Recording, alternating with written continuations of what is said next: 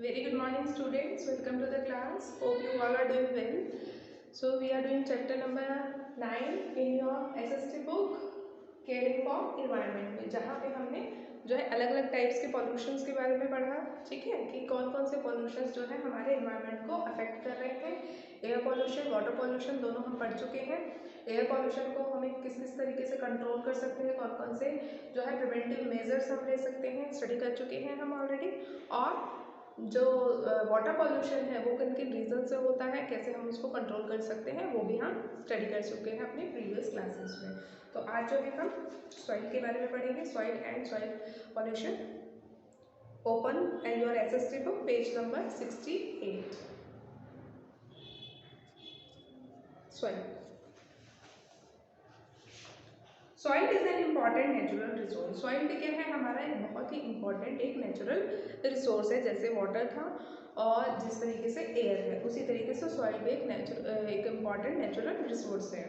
Soil is home to many animals and insect. आपको पता है सॉइल, मिट्टी जो होती है वो बहुत सारे इंसेक्ट्स का, एनिमल्स का होम होती है। बहुत सारे जो जानवर हैं, छोटे छोटे जीव जंतु होते हैं, वो मिट्टी में ही रहते हैं, तो उनका होम होता है मिट्टी में, ठीक है। It is where the plants grow, और मिट्टी ही होती है जहाँ पे पौधे उगते हैं। बिना मिट्टी के तो पौधे भी नहीं ग्रो कर सकते हैं। But the soil is being polluted by the chemicals produced by humans. लेकिन इस सॉइल को भी जो है ह्यूमन बींग्स यानी कि इंसानों द्वारा पॉल्यूट किया जा रहा है। कैसे? By the chemical produced by humans that alter the natural environment of the soil. अब देखो, जब हम एग्रीकल्चर, खेती करते हैं, कल्टीवेशन करते हैं, तो हम क्या करते हैं, बहुत सारे पेस्टिसाइड्स और केमिकल्स का यूज़ करते हैं।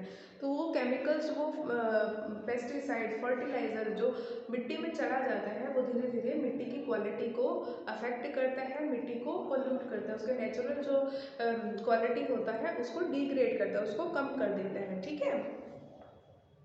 Pollution of soil is called land pollution.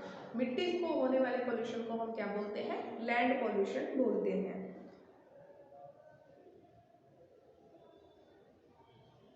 Land is getting polluted by various activities. Hand लिखा हुआ है यहाँ पे, इसको लैंड करेंगे। हैंड लिखा है ना यहाँ पे, पोल्यूशन के बाद इसको लैंड करेंगे। Land is getting polluted by various activities. जो लैंड है वो बहुत सारी ऐसी एक्टिविटीज हैं जिनकी वजह से जो हमारी लैंड है वो पॉल्यूट हो जाती है। कौन कौन से हैं वो एक्टिविटीज, उनको हम देखते हैं। पहली है आपकी industrial activity. The byproducts that are released after the manufacturing process that takes place in all the industries contain lot of impurities and harmful substances। देखो बाय प्रोडक्ट्स क्या होते हैं? ऐसे प्रोडक्ट्स जो बच जाते हैं, ठीक है। आप फैक्ट्रीज में जो भी चीज़ें बन रही हैं, ठीक है, ऐसा तो नहीं है कि जो चीज़ इस्तेमाल, जो चीज़ें हमने इस्तेमाल की किसी चीज़ को बनाने के लिए, वो सारी ही फाइनल प्रोडक्ट में बन जाएगी। कुछ ना कुछ तो वेस्टेज बचती है ना। अब सपोज एक पेन बना रहे हैं, किसी भी फैक्ट्री में पेन बना रहे हैं, पेन बनाने के लिए क्या किस किस चीज़ की ज़रूरत होगी? प्लास्टिक की बॉडी है तो प्लास्टिक की ज़रूरत होगी। तो जब इस पेन को शेप दी गई होगी तो बहुत सारी प्लास्टिक इसमें से कटी भी होगी, हटाई गई होगी, तो जो वो स्क्रैप बचा होगा वो क्या है? वो वेस्टेज है, ठीक है। तो ये जो वेस्टेज होता है,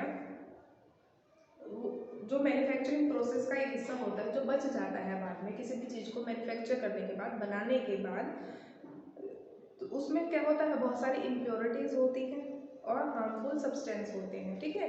हम सिर्फ पेन की बात नहीं करते, और भी जो भी चीज़ें फैक्ट्रीज में बनाई जाती है, उनका जो भी कूड़ा करकट जो भी बच जाता है, उसमें बहुत सारी इम्प्योरिटीज़ और जो है हार्मफुल सब्सटेंस होते हैं। हार्मफुल सब्सटेंस मतलब ऐसे कुछ तत्व होते हैं उनमें जो कि हानिकारक होते हैं। अगर हम उनको जो है ऐसे ही छोड़ देते हैं, their improper disposable leads to contamination of the soil. अगर हम उनको इम्प्रॉपरली यानी कि ठीक ढंग से डिस्पोजल नहीं करते हैं, ऐसे ही मिट्टी के ढेर में फेंक देते हैं, तो क्या होता है? Leads to contamination of the soil. Contamination मतलब मिट्टी में कुछ ना कुछ मिलावट आ जाती है। अब सपोज आपने प्लास्टिक फेंक दी है मिट्टी में, तो धीरे धीरे क्या होगा? प्लास्टिक से निकलने वाला हानिकारक गैस, जो पदार्थ है हानिकारक, वो सब मिलके मिट्टी को डिग्रेड कर देगा, मिट्टी की क्वालिटी को कम कर देगा। अगर कोई केमिकल है, सपोज केमिकल की बॉटल्स है, उसमें से कुछ ना कुछ केमिकल निकल गया मिट्टी में, तो वो भी मिट्टी को जो है कंटामिनेट कर देगा, प्रदूषित कर देगा, ठीक है। As a result it becomes unsuitable for use, और इस तरीके से धीरे धीरे जो मिट्टी है, जो लैंड है, वो अनसूटेबल बन जाती है, यानी कि उपयोग के लायक नहीं रहती है। तो ये एक कारण हुआ हमारा इंडस्ट्रियल एक्टिविटी। दूसरा कारण है हमारा एग्रीकल्चरल एक्टिविटी, यानी कि जो खेती की जो हमारी एक्टिविटी है उससे किस तरीके से हम सॉइल को पल्यूट कर रहे हैं। The modern day pesticides and fertilisers are full of chemicals. आज के समय में जो मॉडर्न टाइम में हम खेतों में जो पेस्टिसाइड्स यानी कि कीटनाशक और जो खाद यूज़ करते हैं हम खेतों में, उसमें बहुत सारे क्या होते हैं, केमिकल्स होते हैं। These chemicals when added in the fields do not break down easily। अब जो ये केमिकल्स हम खेतों में यूज़ करते हैं ये आसानी से जो है टूटते नहीं हैं, मिट्टी में मिलते नहीं हैं, and remain in the soil for a long time, और मिट्टी में ही बहुत लंबे समय तक जो है रह जाते हैं, मतलब पूरी तरीके से मिट्टी इनको ऑब्जर्व नहीं कर पाती है, बहुत सारे इनके जो हिस्से हैं वो मिट्टी में काफ़ी समय तक रह जाते हैं। As a result they seep in to the ground after they mix with water, और जैसे जैसे उनमें पानी डाला जाता है वो सीप कर जाते हैं कि मिट्टी के अंदर चले जाते हैं, and slowly reduce the fertility of the soil, और धीरे धीरे मिट्टी की जो फर्टिलिटी है, उसकी जो उपजाऊ क्षमता होती है उसको कम कर देते हैं। ठीक है, अब उपजाऊ शक्ति कम होगी तो क्या होगा, अगली बार अच्छी फसल नहीं हो पाएगी खेतों में। ठीक है, तो धीरे धीरे जो केमिकल और पेस्ट फर्टिलाइजर्स वगैरह यूज होते हैं, इससे मिट्टी की उपजाऊ शक्ति जो है वो कम होती चली जाती है। ठीक है, नेक्स्ट है वेस्ट डिस्पोजेबल। जो भी कूड़ा कचरा होता है उसका डिस्पोजेबल, उसको अगर हम ठीक ढंग से नहीं फेंकते हैं तो भी हमारी लैंड पॉल्यूट होती है। Every human produces personal waste products in the form of urine and faeces. देखो जो हर एक इंसान जो है जब भी वो लू जाता है, जब भी वो टॉयलेट जाता है, तो क्या करता है, वो वेस्ट को, अपने शरीर के वेस्ट को बाहर निकालता है। ठीक है, while much of it goes into the sewer system. आपको पता है ये सब कहा जाता है सीवर सिस्टम में। There is a large amount that is dumped directly into landfills in the form of diapers. बहुत सारे जो ये गंद है, ठीक है, वो कहाँ पे, लैंडफिल्स मतलब जमीन पे फेंक दिया जाता है in the form of diapers, diapers के फॉर्म में। The improper disposal leads to contamination of the soil. अगर उसको डायरेक्टली आपने जमीन में फेंक दिया तो उससे क्या होगा, अगेन जो सॉइल है वो कंटामिनेट हो जाएगी, प्रदूषित हो जाएगी। ठीक है, नेक्स्ट है आपका एक्सीडेंटल ऑयल स्पिल्स। गलती से जो ऑयल स्पिल हो जाता है, जैसे समुद्रों में, आपको पता है जब दूसरे देश से कोई सामान हमारे देश में आता है समुद्र के रास्ते से, तो अगर मान लो हम पेट्रोल मंगा रहे हैं बाहर से, कच्चा तेल मंगा रहे हैं दूसरे देशों से, और वो समुद्र के रास्ते इंडिया में आ रहा है, रास्ते में अगर मान लो कोई भी एक्सीडेंटल स्पिल हो जाता है, गलती से वो तेल समुद्र में गिर जाता है, तो क्या होगा, पानी को स्पॉइल कर देगा। और वही तेल अगर ज़मीन में गिर जाएगा तो क्या होगा, ज़मीन पे से तो आप उठा नहीं सकते तेल को। ठीक है, तो वो क्या होगा, वो धरती में ऑब्जर्व हो जाएगा, ज़मीन में ऑब्जर्व हो जाएगा, और जो मिट्टी है, जो लैंड है, वो कंटामिनेट हो जाती है। Oil leaks can happen during storage and transport of chemicals. Chemicals जो होते हैं जितने भी, इनके ट्रांसपोर्टेशन में, एक जगह से दूसरी जगह जब हम इनको लेके जाते हैं या फिर जब हम इनको स्टोरेज कर रहे होते हैं, तो गलती से जो है लीक हो सकता है, ऑयल इनमें से लीक हो सकता है। These leaked chemicals mix with ground water through oil. अब जो ये लीक्ड केमिकल होता है mix with ground water through oil, oil के थ्रू जो है ग्राउंड वाटर में मिक्स हो जाता है, and make water unfit for consumption, और फिर पानी जो है हमारा पीने लायक नहीं रहता। देखो ये केमिकल जाके मिट्टी में मिल जाएगा, मिट्टी के नीचे क्या होता है, जमीन के नीचे क्या होता है, पानी होता है। अगर उस पानी को आप निकाल के पीते हो तो क्या है, आप जो है बीमार पड़ जाएंगे। ठीक है, तो जो ग्राउंड वाटर है हमारा वो इन केमिकल्स के कारण, इन ऑयल्स के कारण पोल्यूट हो जाता है, and at the same time pollute the soil. पानी को भी प्रदूषित करता है और साथ के साथ मिट्टी को भी प्रदूषित कर देता है। ठीक है, नेक्स्ट है इफेक्ट्स ऑफ सॉइल पोल्यूशन। अब हम देखते हैं कि सॉइल पोल्यूशन के इफेक्ट क्या क्या हो सकते हैं। पहला effect on health of humans, इंसानों की, ह्यूमन बींग्स की हेल्थ पे क्या असर पड़ता है, पहले हम वो देखते हैं। Crops and plants grows on polluted soil observe much of the pollution. अगर मान लो हमने किसी पोल्यूटेड लैंड पे, जहाँ की मिट्टी खराब है, उसमें अनाज उगा दिया, ठीक है, तो अगर हमने उसमें अनाज उगा दिया तो वो सारा जो पोल्यूशन है वो अनाज ऑब्जर्व कर लेगा, जो भी हमने उसमें उगाया। ठीक है,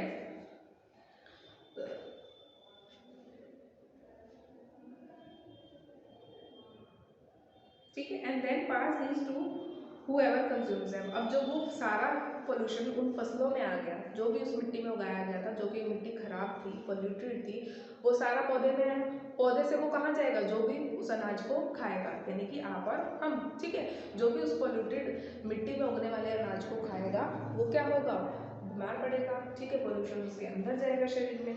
long term exposure to such soil can affect the genetic makeup of the body, यानी कि जो जेनेटिकली हमारी बॉडी जो बनती है उसमें धीरे धीरे चेंजेस आने लगते हैं, यानी कि जिस तरीके से हमारे पूर्वज होते हैं हमारी बॉडी उससे धीरे धीरे चेंज होने लगती है, बीमारियाँ आने लगती हैं शरीर में, ठीक है, causing illness and also food poisoning, जिससे क्या होता है बीमारियाँ भी आती हैं और फूड पॉइजनिंग भी होता है ना कि खाना खाया और पेट खराब हो गया, पेट में दर्द होने लगा, फूड पॉइजनिंग की प्रॉब्लम हो जाती है, ठीक है। तो हमारी जेनेटिक चेंजेस हमारी बॉडी में जेनेटिक चेंजेस भी करते हैं और हमें जो है बीमारियां भी देते हैं और फूड पॉइजनिंग जैसी समस्या भी देते हैं। The soil pollution can even lead to widespread famines if the plants are unable to grow in it. अब देखो सॉइल पॉल्यूशन से क्या होगा, हमने अभी देखा था कि सॉइल पॉल्यूशन जब होता है तो धीरे धीरे जो सॉइल है, जो मिट्टी है, वो जो है फर्टिलिटी उसकी कम हो जाती है। जब फर्टिलिटी कम हो जाती है तो उसमें कोई चीज़ उगेगी नहीं मिट्टी में, ठीक है। जब सॉइल की फर्टिलिटी कम हो गई तो उसमें कोई पौधा नहीं उग पाएगा। अगर पौधे नहीं उग पाएंगे ज़मीन में तो ज़मीन क्या हो जाएगी, बंजर हो जाएगी, उसमें कोई चीज़ उग नहीं पाएगी। और जब भी बारिश आएगी, क्योंकि आपको पता है जो पेड़ों की जड़ें हैं वो पानी मिट्टी को होल्ड करके रखती है अपने में, ठीक है, तो जब भी बारिश होती है तो पेड़ों के थ्रू पानी जो है ज़मीन में चला जाता है। लेकिन बंजर ज़मीन में क्या होता है, बाढ़ बहुत जल्दी आती है, ठीक है। क्यों? क्योंकि वहाँ पे पेड़ पौधे नहीं होते जिनकी जड़ें जो है पानी को अपने पास होल्ड कर सके। तो इन सब चीज़ों से जो है भुखमरी जैसी चीज़ें भी आती हैं, ठीक है। भुखमरी हुई, फेमाइन होता है आपका भुखमरी, ठीक है, और ड्रॉट होता है आपका जो सूखा पड़ जाता है, ठीक है।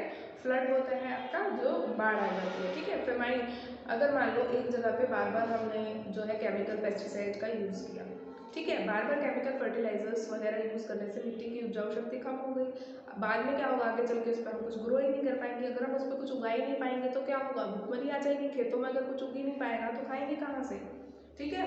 तो लॉन्ग टर्म इफेक्ट इसका क्या हो सकता है कि आगे आने वाले समय में भुखमरी का सामना हम कर सकते हैं, क्योंकि सॉइल की फर्टिलिटी इतनी खत्म हो जाएगी, इतनी खराब हो जाएगी कि उसमें कुछ भी उगा ही नहीं पाएंगे आप, ठीक है। आगे देखते हैं effects on growth of plant. पौधों की ग्रोथ पे क्या असर होता है। Most plants are unable to thrive when the composition of soil changes. मतलब जब मिट्टी की जो कंपोजिशन है, वो मिट्टी की जो जिस तरीके से जिन जिन चीज़ों से मिलकर मिट्टी बनती है, जब वो चेंज होने लगती है तो बहुत सारे पौधे ऐसे होते हैं जो उसमें ग्रो ही नहीं कर पाते, क्योंकि पौधों को ग्रो करने के लिए भी अलग तरीके की मिट्टी चाहिए होती है अपने तरीके की, ठीक है। अगर उसकी कंपोजिशन चेंज हो जाएगी तो एक पर्टिकुलर पौधे की जो वैरायटी है वो उसमें ग्रो नहीं हो पाती है। The plants show stunted growth and decline in the yield of crops. उससे क्या होता है, पौधों की जो ग्रोथ है वो धीरे धीरे कम होने लगती है और जो फसलें हैं उनकी यील्ड में, उनकी उपज में भी कमी आने लगती है, ठीक है। डिक्रीज्ड सॉइल फर्टिलिटी, धीरे धीरे सॉइल की फर्टिलिटी यानी कि उसकी उपजाऊ शक्ति जो है वो भी कम हो जाती है। When the toxic chemicals come in contact with soil they decrease the fertility of the soil. ये आपको अभी तक समझ में आ गया होगा कि जैसे जैसे केमिकल्स मिट्टी में मिलते जाते हैं मिट्टी की उपजाऊ शक्ति जो है कम होती जाती है, ठीक है। Toxic dust, the emission of toxic and foul gases from landfills pollutes the environment। देखो जब पोल्यूशन जो जो जहाँ पे भी गंदा कचरा जो भी पड़ा होता है मिट्टी में, उससे क्या होता है, टॉक्सिक निकलते हैं उस मिट्टी में से, ठीक है। फाउल गैसेस निकलती है, गंदी गैसेस निकलती हैं, ठीक है। पोल्यूट जो कि इन्वायरमेंट को, हमारे वातावरण को पोल्यूट करती है and causes serious effects on the health of some people. और ये टॉक्सिक्स जो होते हैं, ये गैसेज जो होती हैं, बहुत सारे लोगों को जो है बीमारियां पैदा करती हैं, ठीक है। Waste to control land pollution. अब हम देखते हैं किन किन तरीकों से हम इस पॉल्यूशन को कंट्रोल कर सकते हैं। थ्रोइंग वेस्ट इन डस्टबिन, जितना भी वेस्ट है सबको डस्टबिन में थ्रो करें, ठीक है। कभी भी कचरे को जमीन पे मिट्टी में ना फेंकें। क्लियरिंग स्टेगनेंट वाटर, जो भी रुका हुआ पानी है, खड़ा पानी है, जब एक जगह रुक जाता है ना पानी, उसको रोकने से बचे, ठीक है। क्योंकि अगर वो पानी रुका रहेगा तो वो धीरे धीरे मिट्टी को भी पोल्यूट करेगा। पहले वो गंदा पानी खुद पोल्यूट होगा और फिर मिट्टी को पोल्यूट कर देगा, ठीक है। Not throwing waste in open area, कभी भी ओपन एरियाज में, खुले मैदानों में कूड़ा कचरा गंदगी नहीं फैलाना चाहिए। Which provides a breeding ground for germs, जो कि जर्म्स को फैलने का एक जो है उनको बढ़ावा देने का एक जरिया बनता है। तो कभी भी कूड़े कचरे को खुले में नहीं फेंकना चाहिए, ठीक है। अब हम पढ़ेंगे forest, jungle.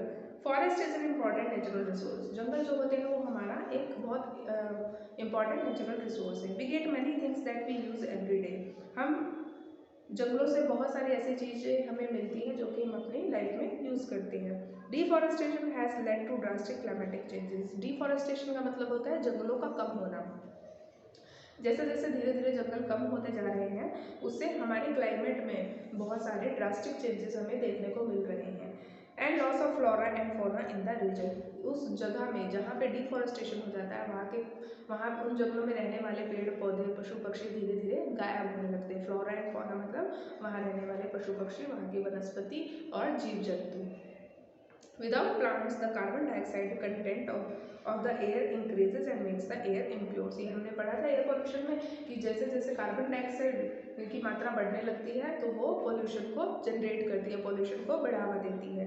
We should plant more trees than we cut down. जितने पेड़ हम काटते हैं उससे ज़्यादा पेड़ हमें लगाने चाहिए। We should make judicious use of products obtained from forest. जो भी प्रोडक्ट्स हमें जंगलों से मिलता है उनका हमें समझदारी से उपयोग करना चाहिए। So that trees are not cut to meet the demands. ताकि देखो अगर आप समझदारी से उपयोग करोगे, जैसे आपको कहते हैं ना पेपर वेस्ट मत करो। पेपर क्या है, पेपर भी तो हमें पेड़ों से ही मिलता है ना।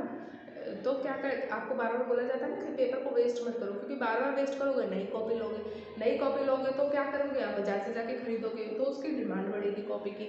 तो क्या कहते हैं जंगलों से जो भी पेड़ पौधों से हमें जो भी प्रोडक्ट्स मिलते हैं उनका हमें समझदारी से उपयोग करना चाहिए ताकि उनकी डिमांड कंट्रोल में रहे, ज़्यादा लोग उनको ना मांगे बार बार, क्योंकि ज़्यादा मांगेंगे तो ज़्यादा पेड़ काटने पड़ेंगे, है ना। तो हमें जुडिशियली इनका यूज़ करना चाहिए।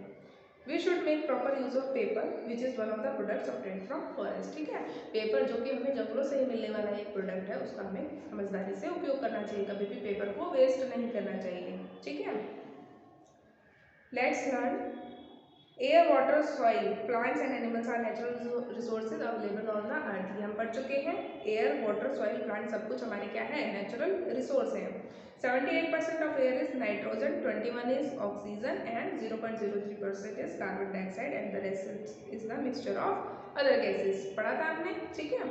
Forest is another natural resource from which we get many valuable items that we make use in our daily life। जंगल एक हमारा important नेचुरल रिसोर्स है। जंगलों से हमें बहुत सारी चीज़ें जो है मिलती है जिनका हम अपनी डे टू डे लाइफ में यूज़ करते हैं। ठीक है, यहाँ आपका ये चैप्टर खत्म हो गया है जहाँ आपने अलग अलग नेचुरल रिसोर्सेज और इनको होने वाले पॉल्यूशन के बारे में पढ़ा और उन पॉल्यूशन को फैलाने वाले कौन कौन से कारण हैं वो हमने देखा और उन पॉल्यूशन को कंट्रोल करने के लिए हम क्या क्या कर सकते हैं वो भी सब हमने इस चैप्टर में पढ़ा। ठीक है, तो यहाँ पे आपका जो है 9th चैप्टर कंप्लीट होता है। आपको बुक में आपको PDF सेट मिल जाएगी जिसमें आपको ये फिल करने हैं।